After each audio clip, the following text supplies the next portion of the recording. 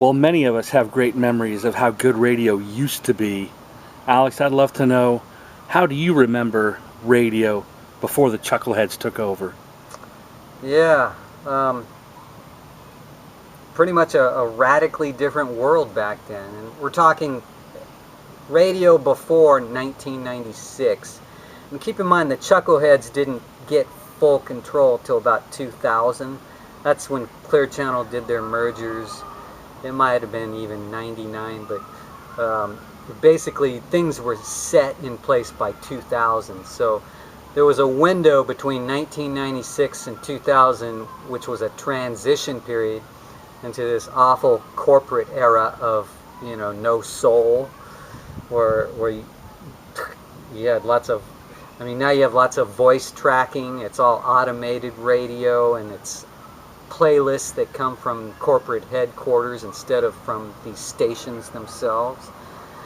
Before 1996, a lot of radio was basically about what was going on in your hometown.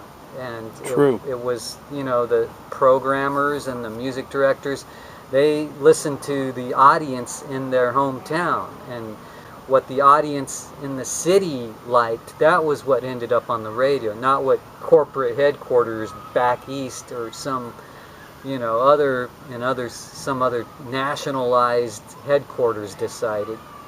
Right, because every city has its own vibe and its own flair. Right. And you can't expect every city to look the same or sound the same. Right, like San Diego's nothing like Sacramento. You would think that it would be kinda, but it's not. Right. You're right. Even though they're in the same state, what's amazing is every city in California is like its own state.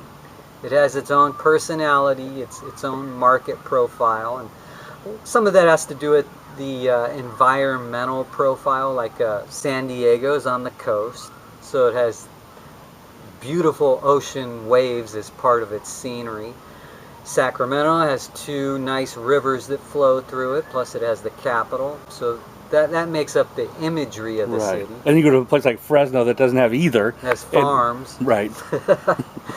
And then LA, of course, has, Hollywood, and San Francisco has the Golden Gate Bridge and the Bay, and it's a very cosmopolitan place.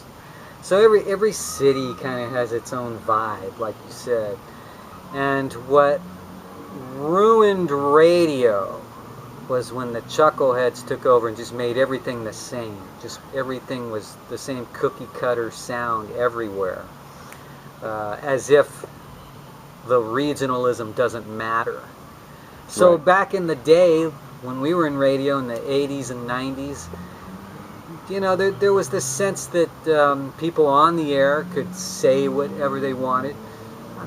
People had to play the playlist, and that goes back to the 60s when program directors took over playlists. That had to do with payola.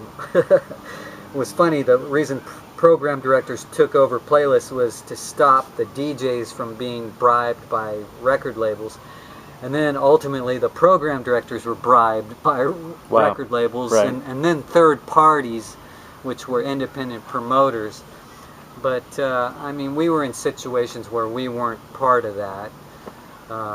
Sacramento wasn't so bribed. It kind of had its own local appeal.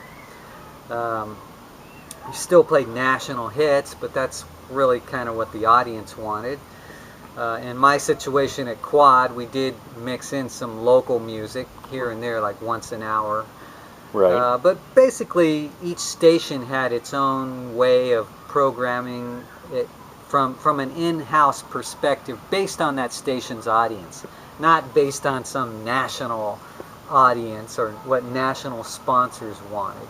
So that was kind of the big difference in the 60s, 70s, 80s, 90s, where radio just had a more community vibe to it.